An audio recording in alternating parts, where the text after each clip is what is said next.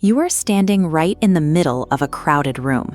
You have a drink in your hand, your posture is completely relaxed, and you are seamlessly mirroring the chaotic, swirling energy of every single person who steps into your orbit. You are playing the highly demanding role of the charismatic, deeply interested friend with terrifying perfection.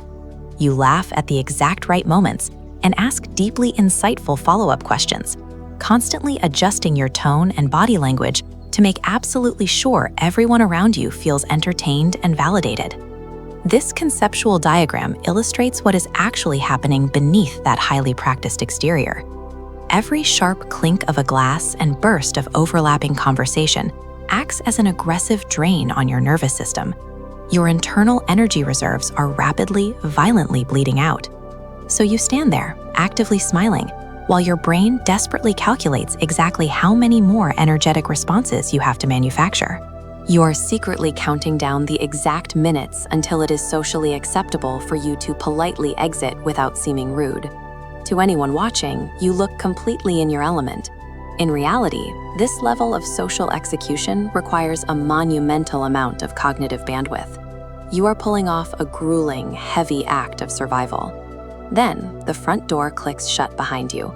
You step into the cold night air, get inside your car, and shut the heavy metal door. You don't turn on the radio.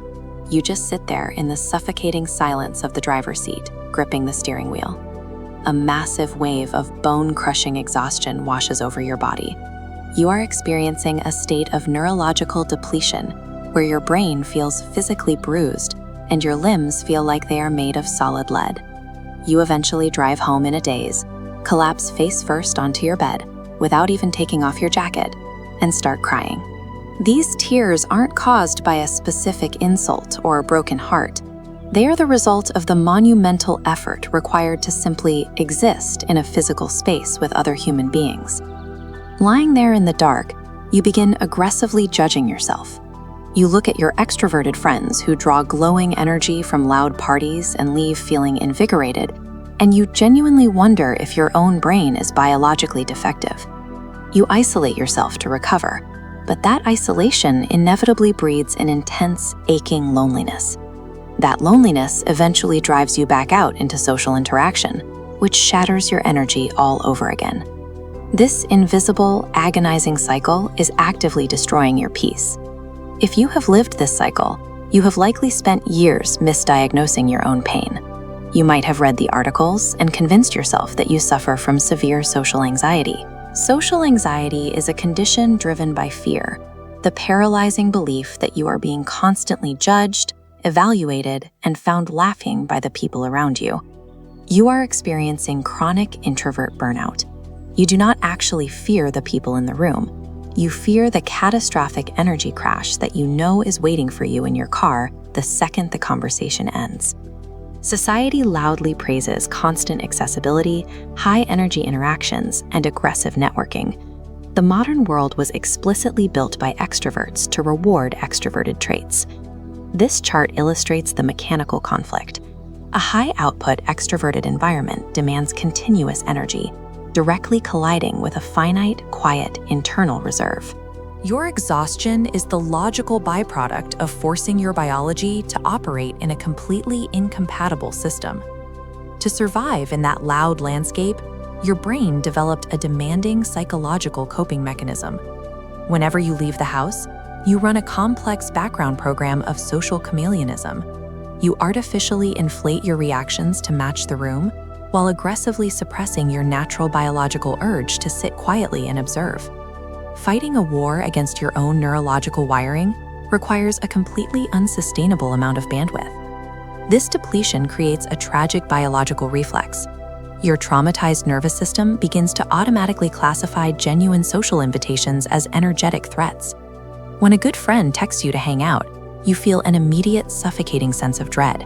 You begin aggressively guarding your free time with a feral ferocity. You make up elaborate excuses, decline invitations, and disappear for weeks at a time. You systematically isolate yourself, and the heavy guilt of that self-imposed exile eats you alive. You truly love your friends, but the energetic cost of maintaining them has become too high for your body to handle. You end up trapped, feeling like you are standing behind a thick pane of glass, watching a completely different species operate in a world you cannot survive in. Breaking this agonizing loop requires a permanent, unapologetic rebellion against the extroverted rules of engagement you've been forced to play by. Your specific energetic limits are a fixed biological reality that must be fiercely protected. They are a part of your architecture, not a character flaw in need of a cure. You have to redefine what human connection actually looks like for your brain. This means ruthlessly curating your interactions and fully embracing low-stakes, quiet socializing as a valid form of friendship. It requires the courage to look a friend in the eye and decline a crowded restaurant for a quiet conversation at home. It means giving yourself unconditional permission to leave a party the moment your battery hits 20%, without offering a single fake smile or apology. Showing up as your actual, quiet, highly observant self acts as a powerful filter. It will push away the people who only liked your high-energy performance, but it will naturally draw in the deep souls who find absolute comfort in your quiet depth. True connection does not require a massive network of superficial acquaintances. It only requires a few safe people who fundamentally understand exactly how your nervous system works. Authentic connection should feel like the relief of existing without pressure. You should be able to sit together in complete silence for hours without feeling a single ounce of pressure to perform or entertain.